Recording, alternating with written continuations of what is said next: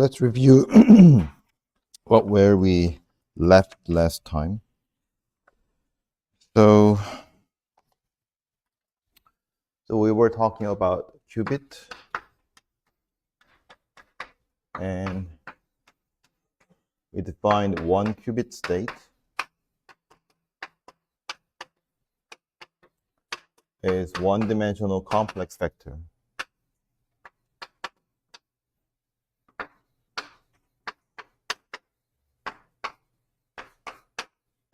So we talked about what is complex, and also we introduced that the representation of one qubit state, and it's usually denoted by cat notation. So psi or phi or psi, phi, or but they are commonly used symbol for the qubit, and we say we write it is a linear combination of two zero cats and one cat with a complex number coefficient. So alpha and beta are complex numbers. So here C is the set of all complex numbers.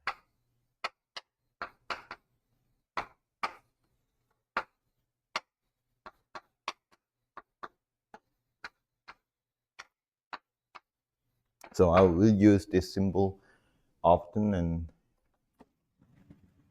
and if I introduce any symbol, for example, so by the way, this is contained in. So if I use any symbol that you don't understand, then let me know. Any mathematical symbol or any other symbols. Okay, so let's talk about vector. So we only talked about what do we mean by complex? It means it's a complex number. So what does the complex number has to do with this complex vector or one-dimensional? So let's define the vector here.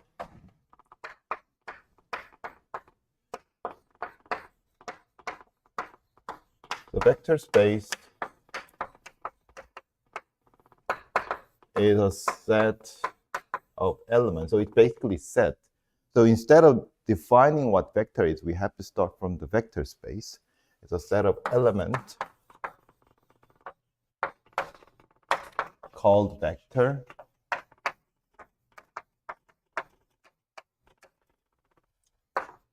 That's satisfying the following.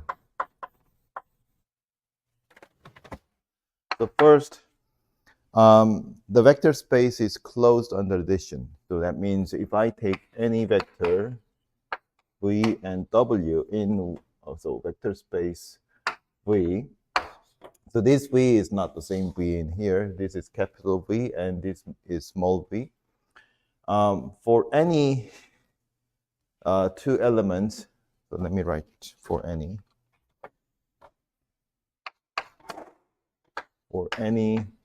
elements v and w inside a vector space, we can add them together, and it's going to be another vector. It could be the same vector as one of what v or w, but it's just still a vector lying in the vector space.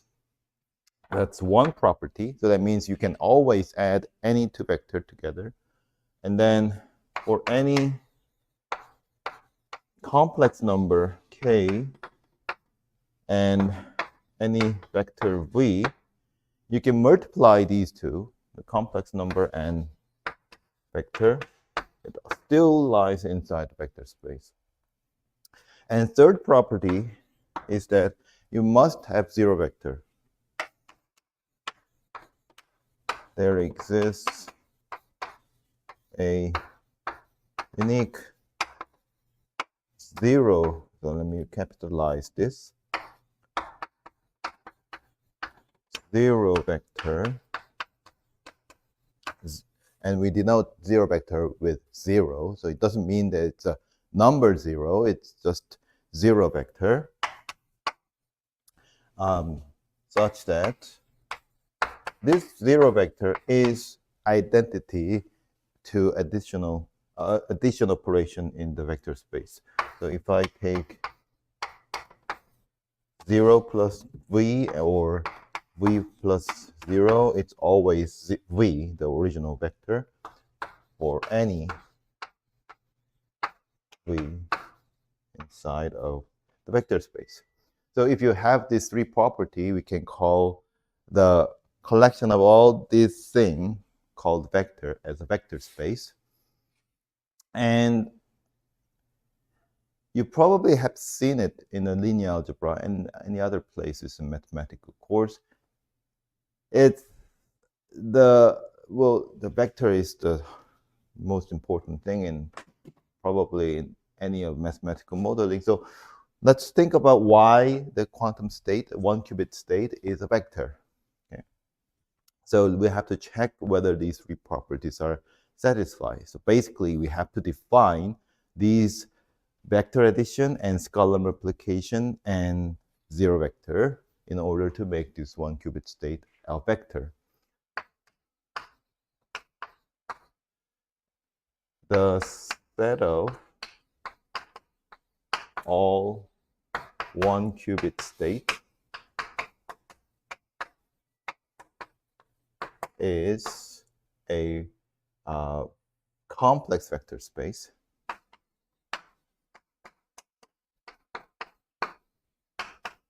So what I mean by complex vector space instead of vector space is that we chose the scalar, the number that we can multiply onto the vector as a complex number. So often this complex number could be replaced as a real number, set of real number.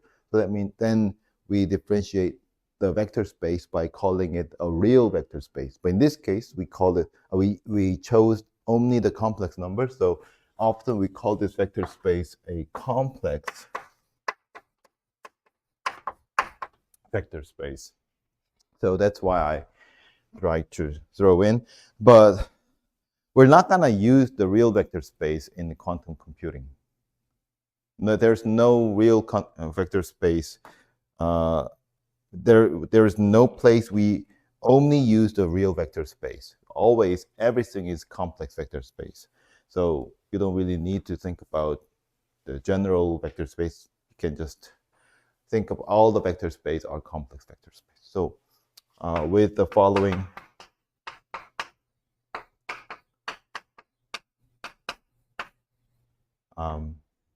vector addition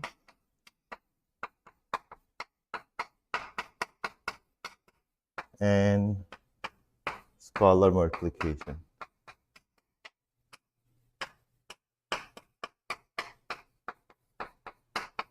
So what is the vector addition here? So if I have, so first,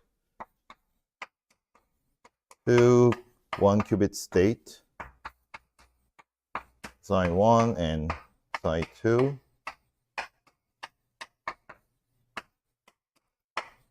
Then I can add these two quantum states.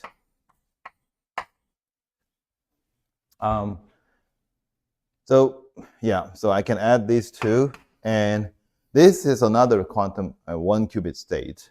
They just denote it as a plus sign here. What is it? What's what's the essence of this?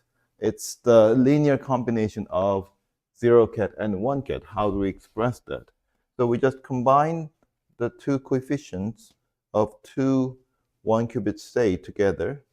So alpha 1 plus alpha 2, which is complex number, of course, is a coefficient of 0 ket in our new quantum state. And beta 1 plus beta 2 is the coefficient of 1 ket of our new quantum state. So from now on, I sometimes say one qubit state simply as quantum state. The quantum state is a general term that often refers to the one qubit state, but it also refers to n qubit state, which is going to be mentioned today. But just to let you know that sometimes I mix the term, but if you're confused, then let me know anytime. I try to be as clear as possible, because when you learn the quantum computing, there are many terms often used conventionally without any strict definition. So you have to be able to know exactly what the meaning of the terminology is. All right, so second, so we had defined the vector addition. So you see that this is always satisfied. You can add any to content state. And how about scalar multiplication? Let's say I have gamma, which is complex number, and I have a complex quantum state. Then the gamma times the complex quantum state is gamma alpha 0 ket, gamma beta 1 ket. Okay, so you have new quantum state whose coefficient of 0 and 1 ket are gamma alpha and gamma beta. So actually, when you have to deal with the definition, rigorous definition of vector space, there are lots of arithmetic properties that you have to satisfy for the addition and multiplication. So for example, when you add these together, it's just an operation, but we generally think about addition as a commutative operation, which means that I can add v plus w or w plus v, whichever order I use, it's going to be the same. So here, you don't really get the different answer by adding psi 1 plus psi 2 or psi 2 plus psi 1, because you can change the order of addition in the complex number system, right? So everything works. Everything that you know from the complex number system works in the definition here. So you can just use that arithmetic properties of complex number here. And same for here. Let's say I multiply another complex number on the left. Then you multiply another complex on each of coefficient, and you can change the order of multiplication and still get the same answer. So it doesn't matter which one you multiply first when you take the scalar multiplication. All right, so what is the zero vector here then? The third property is that you must have a zero vector. So again, there's no notation. So 0 ket is not zero vector. 0 ket is just the vector or one qubit state that has a complex coefficient 1 on the 0 ket and 0 on the 1 ket. So we're going to denote that 0, which represents 0 times 0 ket plus 0 times 1 ket as a zero state. And I'm not going to put the ket notation here because it will confuse with the 0 ket here. So it's just the 0 notation is the same as the definition of the vector space is the 0 vector of one qubit state.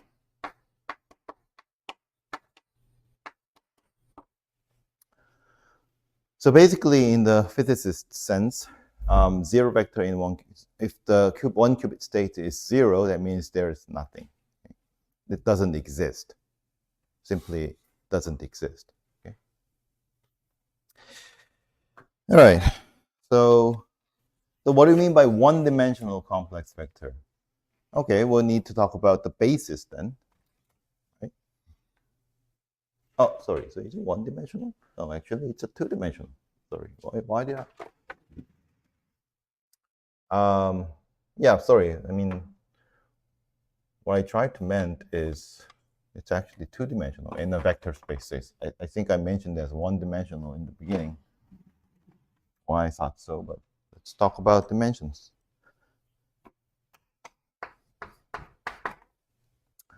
All right, so let's talk about basis. So basis, let's denote it as B, curly capital B, is a subset of, so the dimension, a basis of a vector space V is a subset of V such that there are two properties. All elements in B is linearly independent. So again, it's a linear algebraic term. So sometimes you just abbreviate that B, the set itself, is linearly independent if it satisfies the following property, i.e., any of any elements of B cannot be expressed as a linear combination of the others. And when we say that, we exclude the case of zero vector, because zero can be expressed as a linear combination of any vector with a zero coefficient, but that's a trivial case. So we exclude the case considering zero vector. But other than that, if you want the basis or the set B to be basis, the first condition is that every element has to be like genuinely different from others. So what I mean by genuinely different is that you can make one vector from other vectors by taking linear combinations. For example, like vector addition or scalar multiplication. This condition means that if you pick any vector, this is completely different vector you cannot make from the rest of the vectors in the set. Okay, how about the second? So that's not all the condition. Any vector in the original vector space can be expressed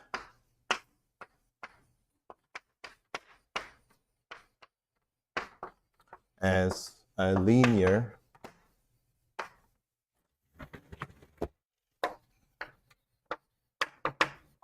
combination of elements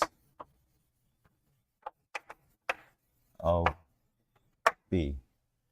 So it means that B, so we call this B, we simply say that this situation as B generates the vector space V. So it's going to be, recall your old memory from the linear algebra anyway. So if you satisfy these, if the set B satisfies these two conditions, we call it basis. And there are many terminology involving the basis. So every element in the basis, so basis is a set, but sometimes people say basis vector, meaning that it's the element of the basis. So each element in B is called, so sometimes it's, if people really wants to be clumsy or not so rigorous, they call it the vector in the basis as simply vec basis again.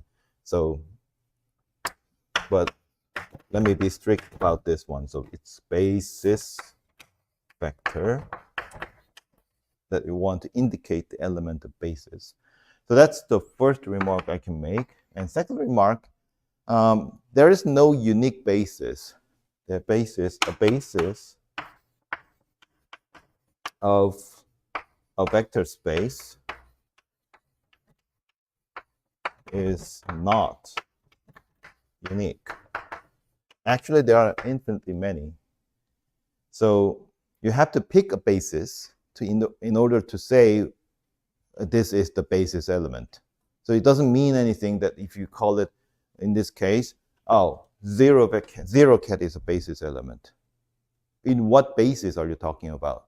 Are you talking about 0, 1, the basis that contains 0 ket and 1 ket, or 0 ket with others? So it doesn't make sense if you just say a vector without mentioning any basis is a basis element.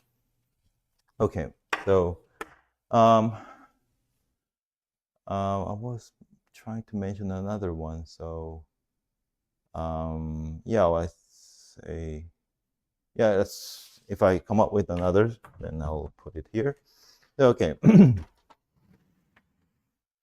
So let me introduce two most important bases of the vector space of one qubit state. So here, first,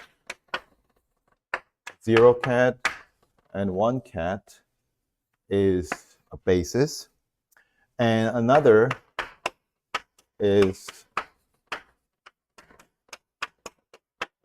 which I call plus cat.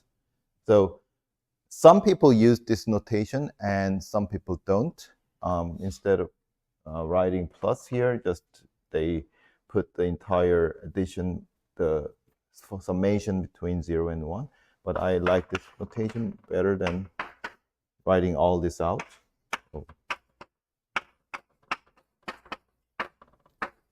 So these are two sets. The one set is already known, the 0 cat and 1 cat. It's also clearly the 1 qubit state. And the other set is a set of two elements again, plus cat and minus cat, which actually is a 1 qubit state whose coefficients are here. So they are different because they have different coefficient on the 1 cat state, a 1 cat here.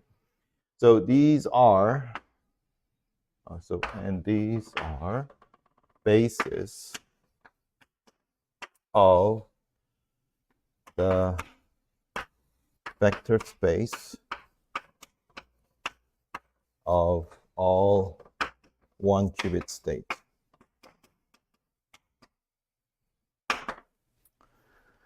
Okay. So obvious, I mean, why this set is a basis is obvious because that's how we define the 1 qubit state, linear combination of this. So how about this? Why is this basis? Well, you can always rewrite your quantum state as a linear combination of plus ket and minus ket, right? So if I have alpha 0, beta 1, then let's see. I want to express that as a linear combination of plus ket and minus ket. Okay. Well, let's see.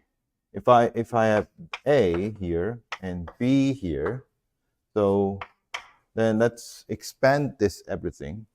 So plus ket is that. So we have A square root of 2, 0 ket plus A square root of 2, 1, and B over square root of 2, 0 minus B square root of 2, 1. And then let's combine this together. We have 1 over square root of 2, A plus B, 0, and 1 over square root of 2, A minus B, 1. So all I need to know is what AB makes that this is alpha and this is beta. So it's a simple linear equation, system of linear equation. So I can always find a unique solution to this linear equation because there are two equations and two solutions, right? And two unknowns, A and B, large A and large B. So you can always write any 1 qubit state as a linear combination of plus and minus. And also, since there are only two elements in the basis, it's obvious that you can the set is linearly independent. So think about linear independency here. I cannot express 1 as a linear combination of 0. So linear combination of 0 is basically the scalar multiplication of 0. I cannot make ket 1 as a scalar multiplication of ket 0. And so is here. If you pick anything like minus ket here, then I cannot make minus ket by taking a scalar multiplication on the plus ket. So it's kind of obvious that why it's not, why these two sets are linearly independent. So they are bases. So they are actually the most important basis that we're going to use in the quantum computing business. So that, yeah, the dimension, so definition, the number of elements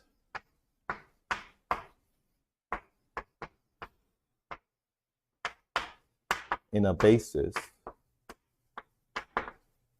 of a vector space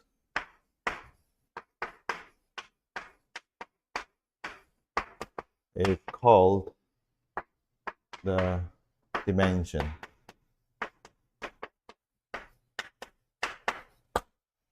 Okay.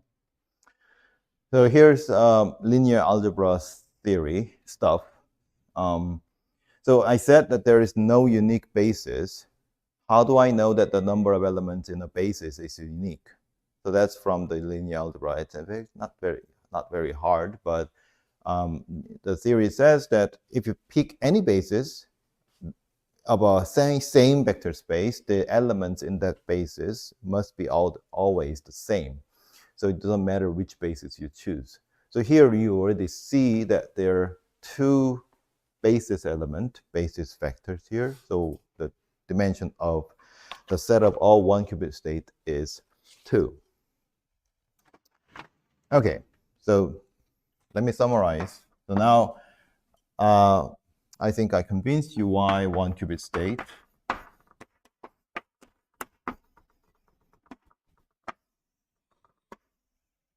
is one dimensional complex vector. It's very important to have this clearly remembered throughout the semester, because that's the most important part. I mean, don't have any qubit as something like imaginary or some magical object. It's just a mathematical object. The reason why you have to think about this as a mathematical object is because when we get to the entanglement business, if you have time, I think we can do it today, but then everything gets unrealistic, not intuitive. If you think about qubit as a something you can think of as a classical situation, only way you can understand the nature of qubit or behavior of qubit is to realize that as a vector, a mathematical object. You have to compute it as a complex number, complex vectors. Sorry, yes, I keep making a mistake. Two-dimensional, yes, okay. Any questions before we move on?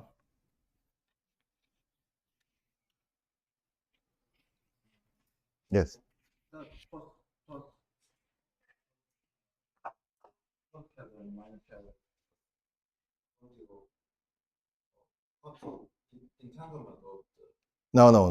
No. It has only one qubit here. Okay, so just the spoiler that entanglement is about 2 qubit state or more than 2 qubit state. In 1 qubit state, we don't call it entanglement. We don't define entanglement. So this is about 1 qubit state. There's only one unit of quantum information. Okay, so you have a material that can contain only 1 qubit. But now, if you have a material, thing that contains 2 units of quantum information, then you can make an entanglement between these 2 informations. No, not basically just, so meaning of combination is not so the way of making entanglement is not adding it together sometimes. So you have to take the tensor product. Yeah, so now I'm going to define the tensor product. Naturally, it comes to the tensor product. So before we actually move on to the next business, is there any other questions? Yes.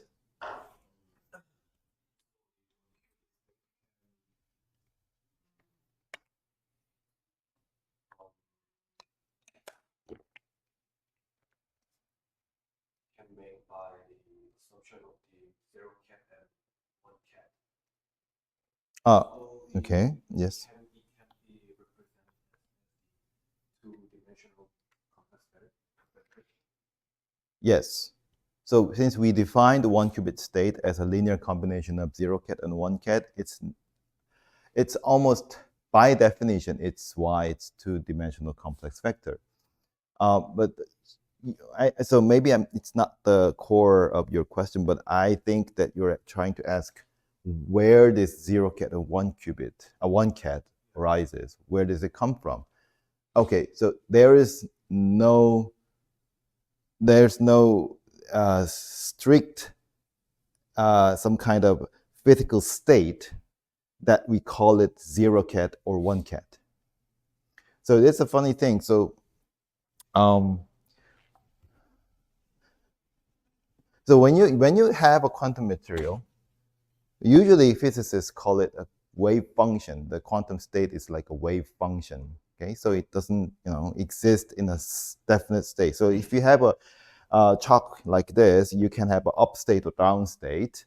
But in quantum state, in general, there's no up and down. But still, physicists say it's up state or down state. Some people call it like 0 as, I forgot which one is which, but sometimes call it up. Maybe I think it's down state because it's a lower energy, and 1 as an up state. And this is actually, nowadays they don't use this notation much as the old days, but it was very common in the common way of writing the 0 ket and 1 ket in the several decades ago. And the reason why they have to distinguish these two states is only because they can measure it.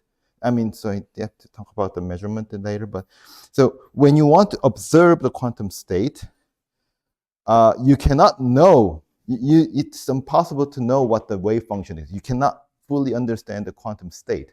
Only way you can understand what the current quantum state is by observing the quantum state. So then if you want to observe the quantum state, you need a basis. So here the basis, what I mean by basis, is the same meaning as the vector space basis of a vector space, but in some sense, like in actual practice of measurement, you use some magnetic fields. So you put the magnetic fields around this quantum material, and then you see where the quantum materials are lining up. It could be lining up in the upward or downward. At least you need some direction give to the quantum material to line up this information into certain direction. That's the observation of the quantum material. So you can have different directional, you can have a magnetic field in different direction, then the quantum material will line up in different direction. But always turns out that either one direction or the opposite direction. So 0 ket, 1 ket is always just meaning that which direction was the quantum material or quantum information lined up when you actually took the measurement. So it doesn't really have an absolute meaning of what 0 ket and 1 ket is. It's always depends on the basis of your measurement. So it's like the optics. Also, the light is a quantum material. So if you have polarized sheets of paper, like this one, so you can make a nice experiment with this one. So if your polarized film is lined up this way, then you have you see the light always upward or downward. But then if you put the polarized film in the opposite direction, you always see the light. You can always observe the light line in this way or this direction. So that's why if you take the polarized film in the vertical direction and horizontal direction together, put it together, no light emits, because when you pass the light through this polarized film in vertical direction, all the lights are aligned in this direction. So you might ask, okay, so let's say I got this or this, so let's call it plus ket 0 and ket 1. And can I call this ket 0 or ket 1? Well, you have to have a fixed basis. You cannot have two bases in one measurement. So if you decided to call this as a 0 or this as a ket, then you mean that you already fixed your measurement basis as this direction. So now when you use another measurement, you have to use the same basis. If you're living in the same situation, you cannot rename again the quantum state as the same cat0 and cat1 with a different basis, unless you're doing a new experiment, because you are making a same light pass through these two different oriented film. You have to use the same basis. So you can have this direction as your basis, then you have to rewrite the basis in this direction again, and then so forth. I mean, vice versa. So there's no absolute principle of which is a 0 cat and 1 cat. It only depends on the basis. Okay, does it make sense? Yes.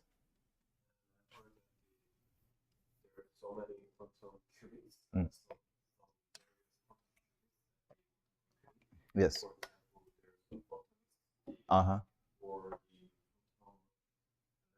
Yes. So I've heard that the photon can be represented kind of polarization direction. So the polarization direction can be represented kind of 0 cat or cat. But for example, at the photon, it's the 0 cat and 1 cat can be represented as the direction of the spin. So that kind of different representation of the 0 cat or 1 cat, but how it can be represented as that kind of same equation. With this equation. Yeah. So frankly, I don't have a deep understanding about the meaning of the spin when the physicists talk about the spin. But as far as I understand, so spin is not really the material, or proton is spinning in some axis. It's not meaning that it's actually a sphere like rotating in some axis. It's a very it's an analogy of describing a quantum state. So when you measure a spin direction, you always have to take some kind of magnetic force or whatever the force that aligns the spinning direction, so that you can see whether it's spinning up direction or spinning down directions. So I'm not sure whether that's the correct word, correct terminology to call it that way. So anyway, so there's no definite orientation or axis of spinning. It only depends on which axis you're looking at the spinning, so-called spinning quantum state. So if you're looking at some direction, yeah, I don't want to put more words on it because I don't have a deep understanding on these methods, but this always comes down to, so the quantum computing is not a theoretical business. It's a practical business. It's always practical. It works. So it's not like mathematics. It's not abstract. We want the actual information, not just, abstract vectors. We want 0 or 1. We actually collapsed that down to 0 and 1, which is observable here. So when you get that information, you always need to apply some kind of measurement device. And measurement device is not observing an absolute fact. It's not measuring the absolute state of quantum state. It's always relativistic view. In which direction you're looking at quantum state, the outcome is very different. So for example,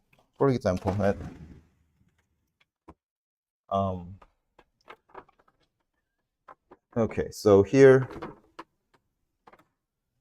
let's say we have psi as 0 cat. We're gonna mention this later, but let's take I think you can understand it abstractly at least. Let's say we measured it.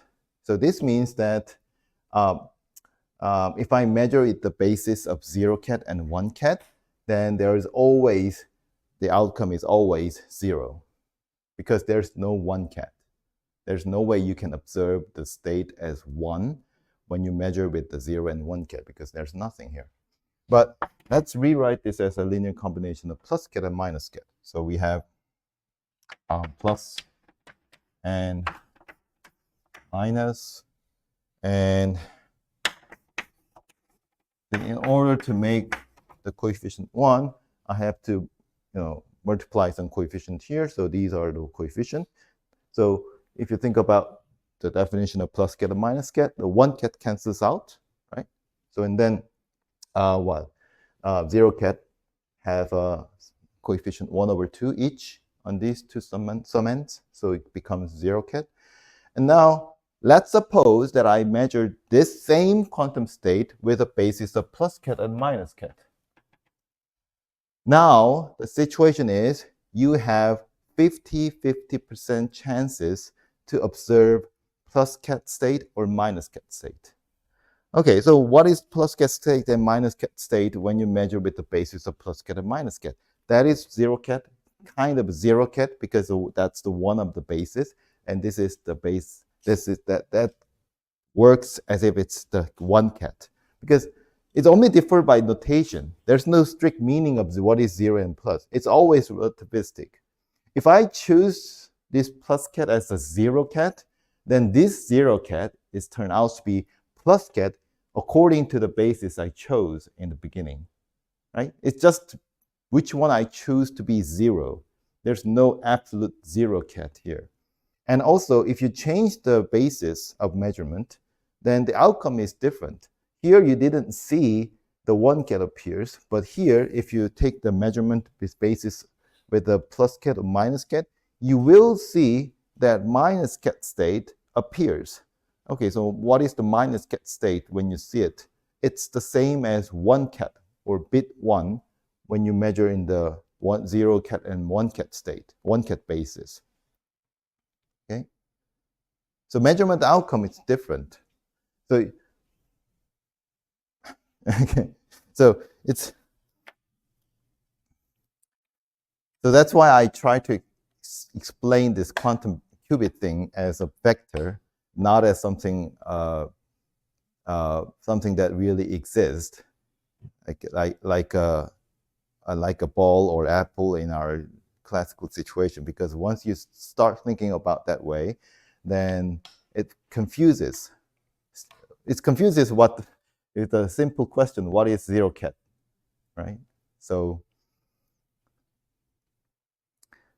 in here, so I didn't even mention that this 1 qubit state is a linear combination of 0 ket and 1 ket. No, it's just the 2-dimensional vector. So how do you represent it? Okay, so let's say we have a basis, which is an set of elements of 0 ket and 1 ket. 0 ket and 1 ket is some qubit state, some 1 qubit state, and I can express that as any 1 qubit state as a linear combination of those two, and that's all. I mean. So in some sense, it's so obvious. It's so obvious that it's so simple to understand what the qubit is. But in other sense, since quantum computer is working, there is quantum computer, and how it's working is completely mysterious. Because if you try to think about the way the classical computer works for the quantum computer, none of our intuition is true. So I hope that answers the question. But if you have more questions, we can talk about this later. Okay. All right. So let's talk about the tensor.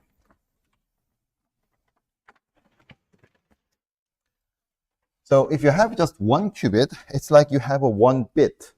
You cannot do anything with 1 bit, right? So let's make it into an n qubit state. So let me define it first and then refine the terminology later. A n qubit state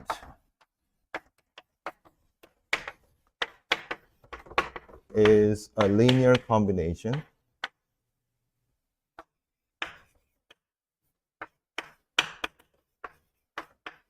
So when I say linear combination, we always mention the coefficient of complex number. So don't just not think about the real number anymore. So everything is complex number.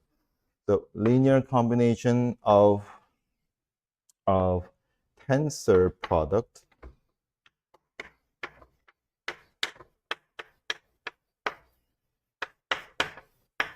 of n one qubit state.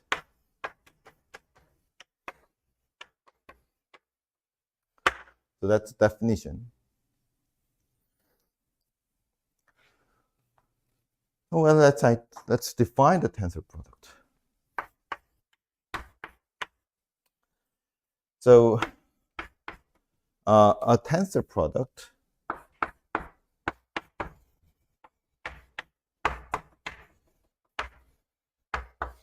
on a vector space is a vector.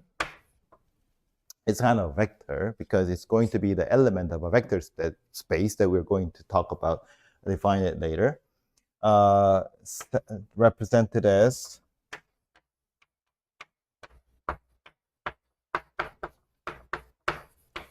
or simply we mean that it's written as just notation V1 tensor, V2 tensor up to Vn. So we have n tensor product. If we combine n different, or it could be same, whatever, the n vectors in the same vector space, and it satisfies the following properties.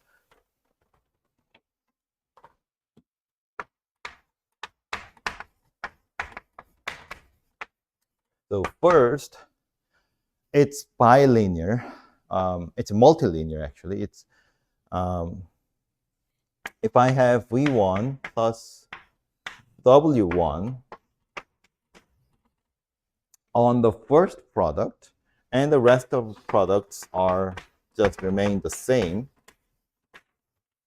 I can split them up into sum of two tensor products. So I can just distribute my products as if it's just the actual product of numbers. But don't forget that these are not the numbers, these are vectors. So if V1, you have to keep the notation, the O times here, so it's a tensor product notation. V2 and Vn, and then you have W1, W2, and V2 and Vn here. So it's a sum of two tensor products. Okay.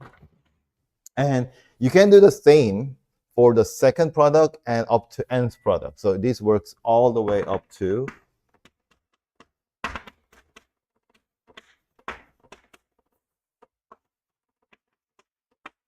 Vn.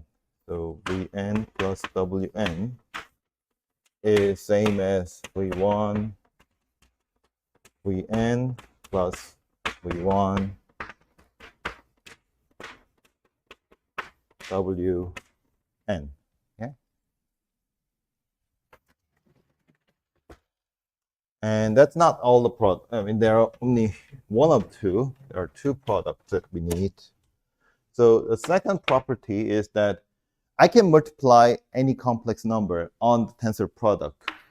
So let's say for any k, if I multiply this k onto my tensor product, then it is exactly same as tensor product of kv1 and only k on the first product, not on other products.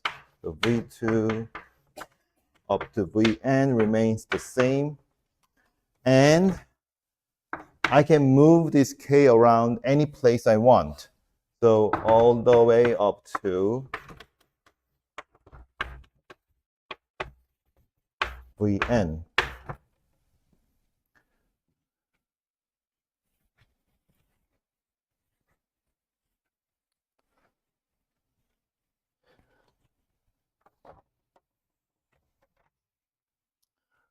All right, so these are two properties for the tensor product. And what did I say about the n-qubit state? It's not the tensor product.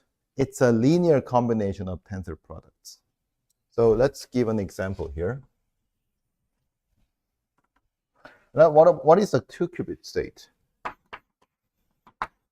The set of 2-qubit states. Let's think about the general shape of 2-qubit states. So basically, it's made of the tensor product of two 1-qubit states. So what's the simplest 1-qubit state we can think of? It's 0 and 1, right? That's a 1-qubit states.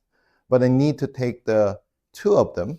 So if this is the first one, then I have to take the second 1-qubit state.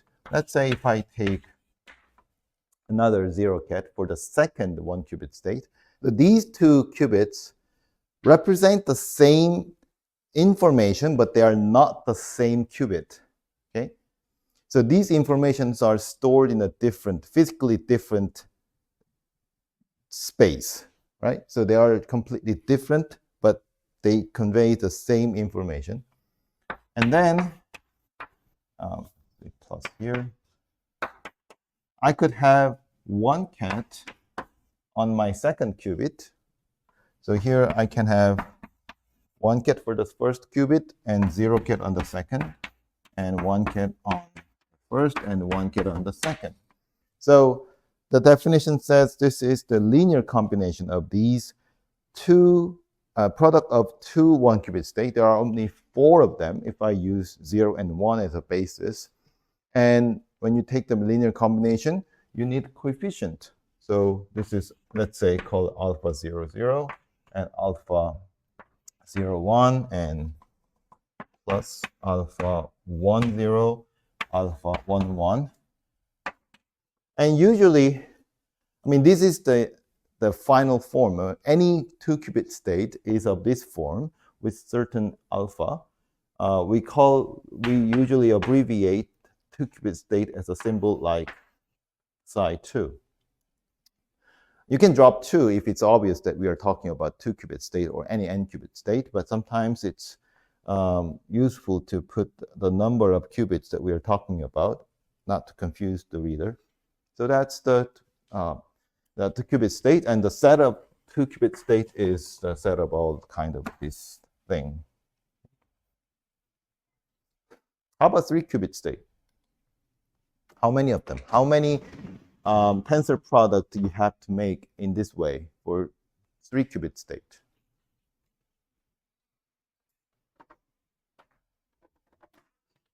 So in the 1-qubit state, we need 2 basis elements. So this way, it's kind of basis element of a basis of 2-qubit states. One is 0, 0, and the other one 0, 1, 1, 0, 1, 1. There are 4. You need 4. How about 3-qubit state? How many basis elements do you need? 3 in the 3-qubit state. 8. Yes, 2 to the 3. So in the n-qubit state, you need 2 to the n number of basis elements to express the general n-qubit state. I want to introduce another terminology to call the set of all 2 qubits. Before I do that, I have to introduce the vector space, but I want to introduce another terminology of the set of n-qubit state, which is called the Hilbert space. So before that, let's think about why this set is actually a vector space. I think you can do it as an homework. So think about the vector addition. If you have another of these, imagine that you add them together. So you collect the same tensor product and then add 2 coefficients of the same tensor product together each, right? You can have a vector addition. And how about the scalar multiplication? So if you want to multiply some constant, complex number on these quantum states, the constant goes to each of the coefficients. just as we did in the 1-qubit state. So the set of n-qubit state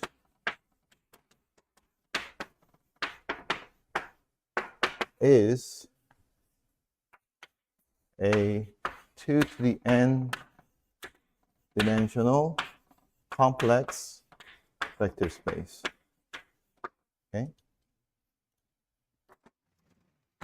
So instead of writing it as a vector space every time, let's introduce some fancy words. Now it's just a name, but we need to introduce another operation that we can put on n-qubit state, which is the inner product.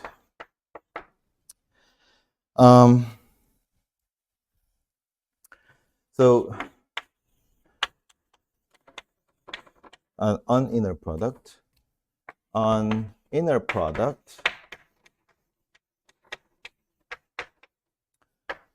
a vector space V is a map that sends the pair of two vectors in the same vector space to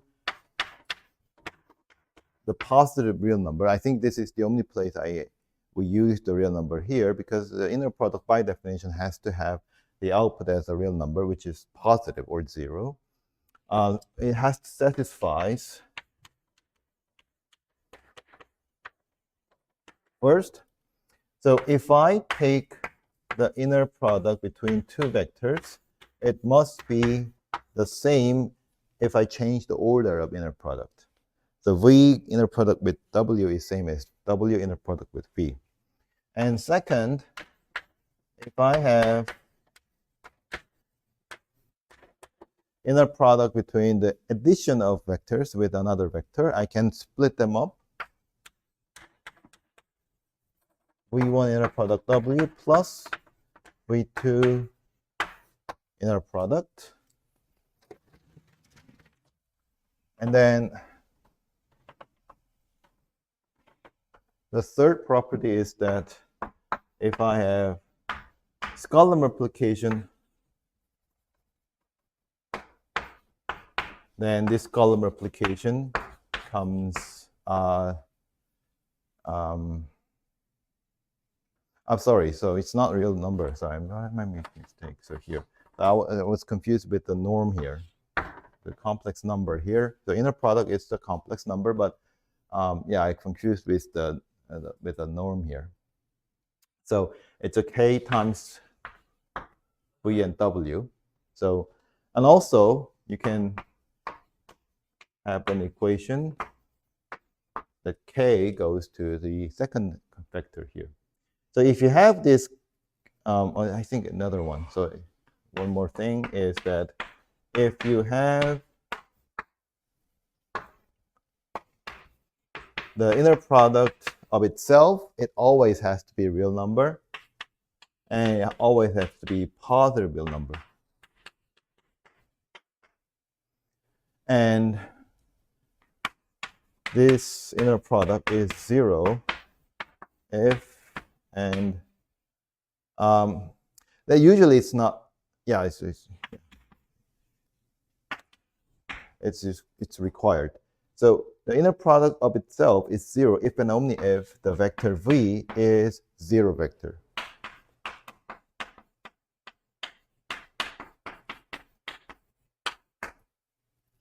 Yeah. So if you have these 4 properties, then a map that sends a pair of two vectors to complex number is called the inner product on a vector space. Of course, we're talking about the complex vector space. And another definition is a vector space with an inner product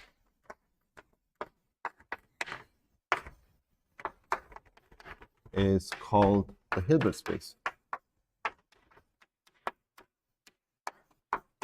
So it's just not really a definition. I mean, every definition is just introduction of the terminology. Just that this Hilbert space has nothing more than just a vector space with an inner product, just abbreviated name. I'm introducing this terminology because this scares some people whenever it appears. And physicists and also mathematicians use this terminology a lot. And I just want you to not be scared, because Hilbert space is just vector space with an inner product. Whenever they say a Hilbert space, you mean that you have to understand that, oh, it's a vector space and it has an inner product. And our quantum space, or the space of all quantum state, is a Hilbert space. Let's define the inner product. So I wish I could just define it in my own way, but physicists already defined the notation of inner product of quantum states, and it's the bracket. So I have to introduce the terminology bracket. The bracket,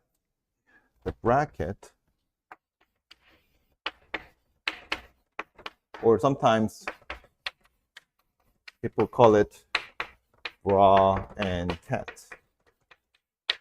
I think the bra and cat are actually come from the word bracket, but people sometimes put it bra dash cat, is an inner product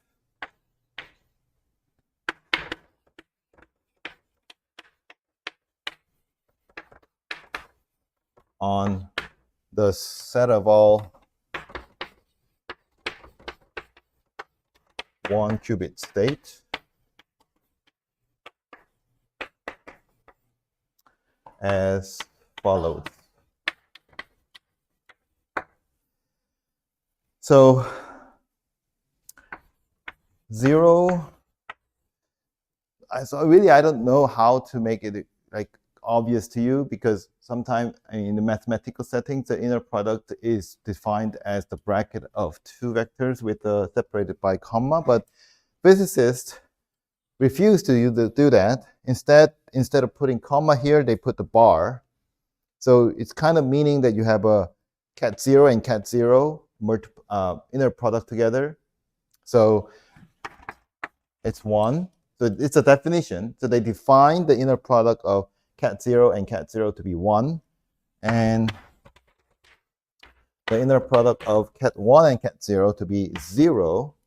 And also the cat 1 and cat 1 inner product to be 1. So here there's one more. If you switch the order of inner product, the cat 0 and cat 1 inner product is also 0. But you need just these three to define the inner product. And that's not all, actually. That's not all. So whenever you want to inner product the general cat state for any two psi quantum state, psi 1 and psi 2, let's call it alpha 1, 0, and beta 1, 1, and alpha 2, 0, and beta 2, 1. The bracket between psi 1 and psi 2. So it's, I think physicists will not like it, this, but I'm using bracket as if it's just a synonym for this inner product. But I'm pretty sure that this is not the conventional way of using the word bracket in physicist sense. But anyway, so just think bracket as another word for the inner product that only works for the quantum state. So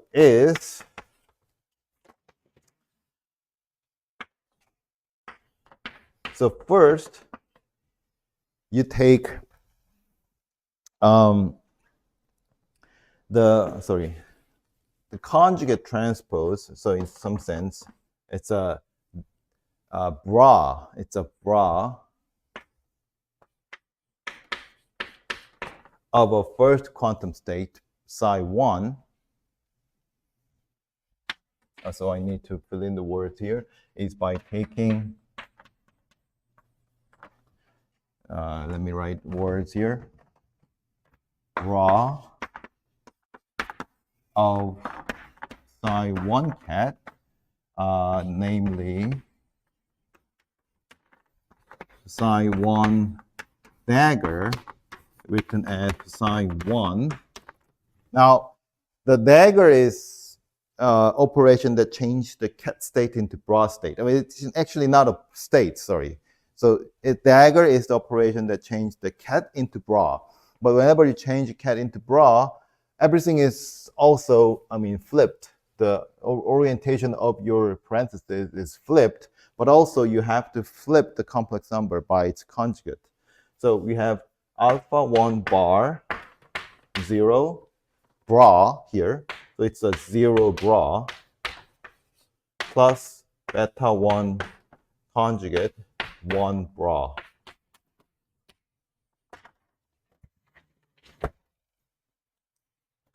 Okay, and then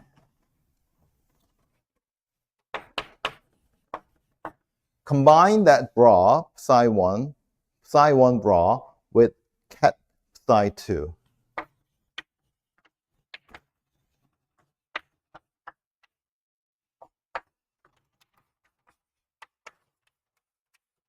As follows. So psi1, psi2 is now alpha 1 bar 0 bra, beta 1 bar 1 bra. So it's kind of multiplying together, but not really because we're not actually taking inner product. But the notation, this notation, it's kind of combining bra and cat. So we have alpha 2, 0, and beta 2, 1. And then we have, so distribution rule, some sort of. So we have alpha 1 bar, 0, 0, and beta 1 bar, 1, and 0. Sorry, so I forgot. Alpha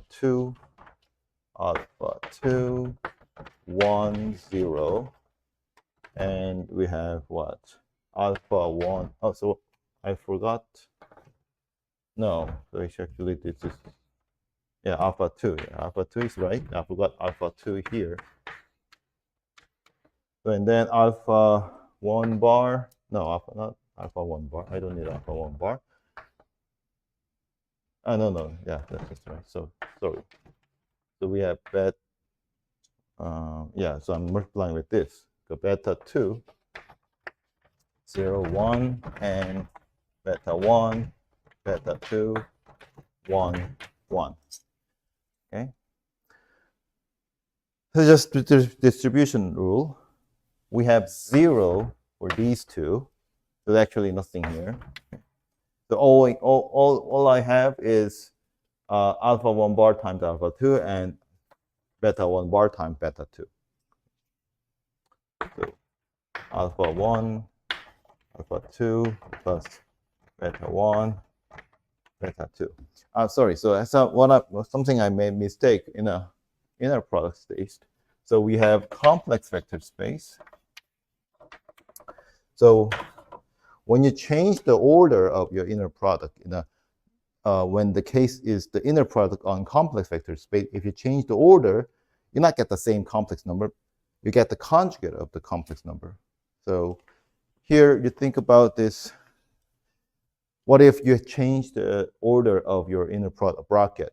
If you take the psi2 instead of psi1 first, then you get alpha 2 bar alpha 1, right? Everything is switched.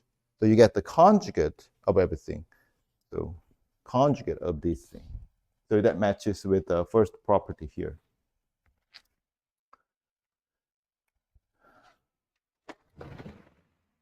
So that's the case when we have an inner bracket of the 1 qubit state. But how about the bracket of the n qubit state? So it's the same thing.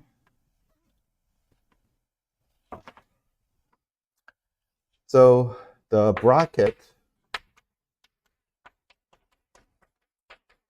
of n qubit state let's say psi, sorry, first cat psi n, let's say psi 1 up to psi n, and another one, let's call it phi in this case. So you can only take a bracket between the same number of qubit state. So you cannot take a bracket between two n qubit state and m qubit state. You have to be the same qubit number. So let's call it phi1 tensor product and pn. Okay? So this is just an example of the n-qubit space. The general n-qubit state is the linear combination of those tensor product, but by the properties of inner product, you can always split them up into the sum of two inner products whenever it's linear combined. So it's sufficient to see how we take the inner product between these two specific tensor products of n-qubit state. So now, how do we take the inner product? The same thing. If you want to take the inner product with psi and phi, then you first take the bra of psi.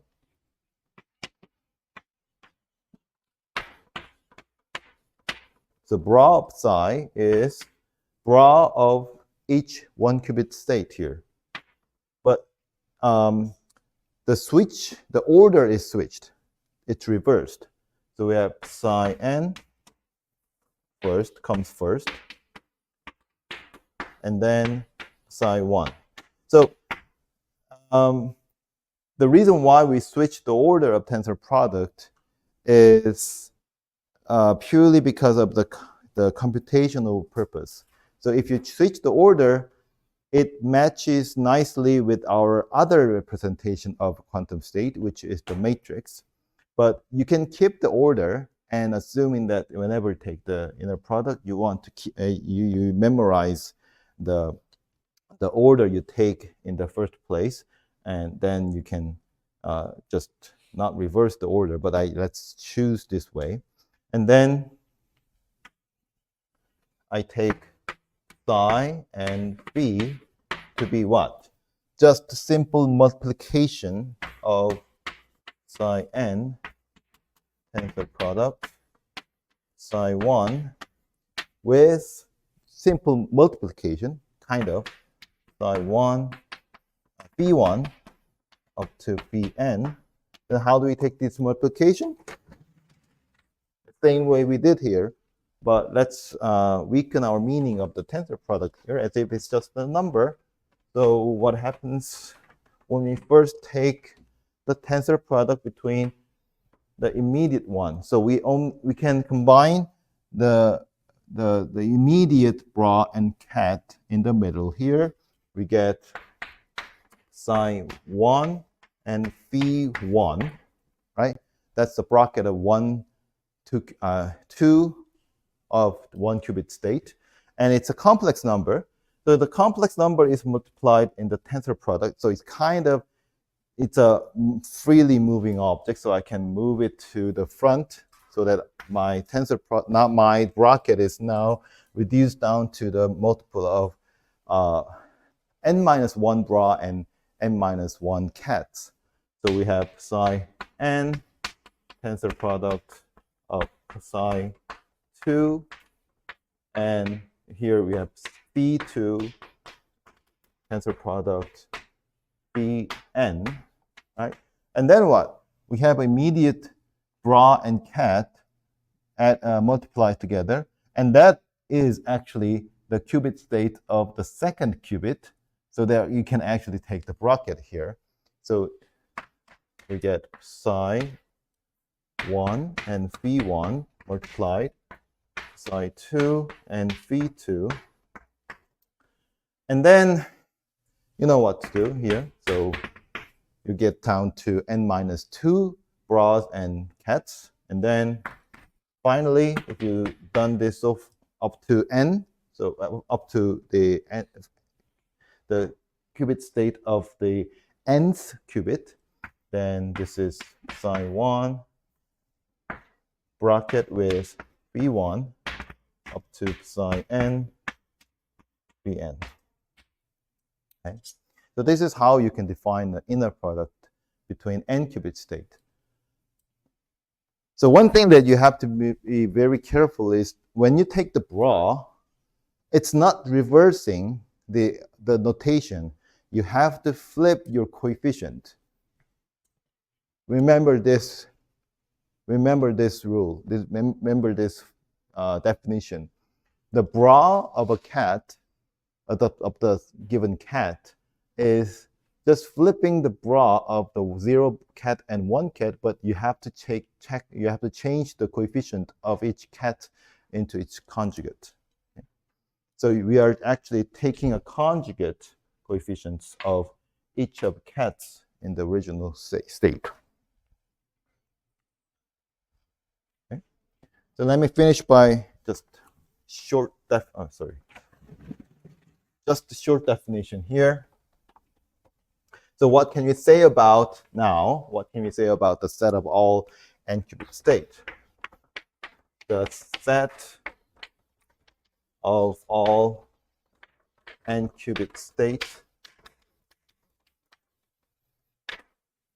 is 2 to the n dimensional Hilbert space. It's a Hilbert space, and we often denote it as Hn, H for Hilbert, and N for the number of qubits.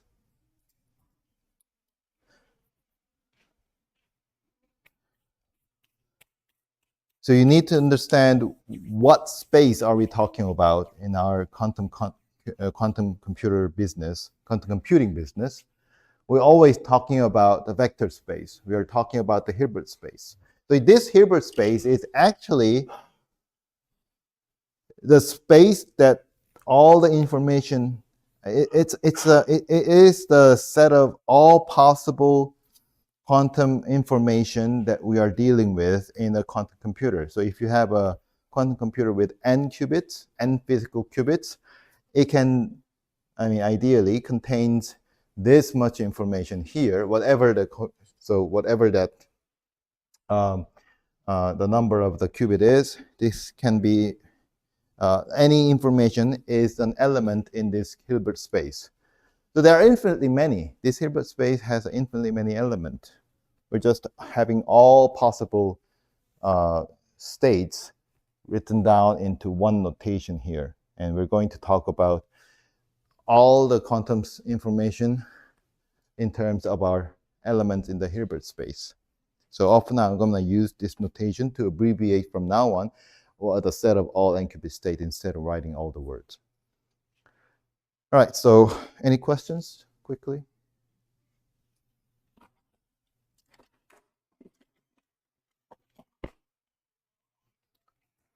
All right, so if you have no questions, see you next week.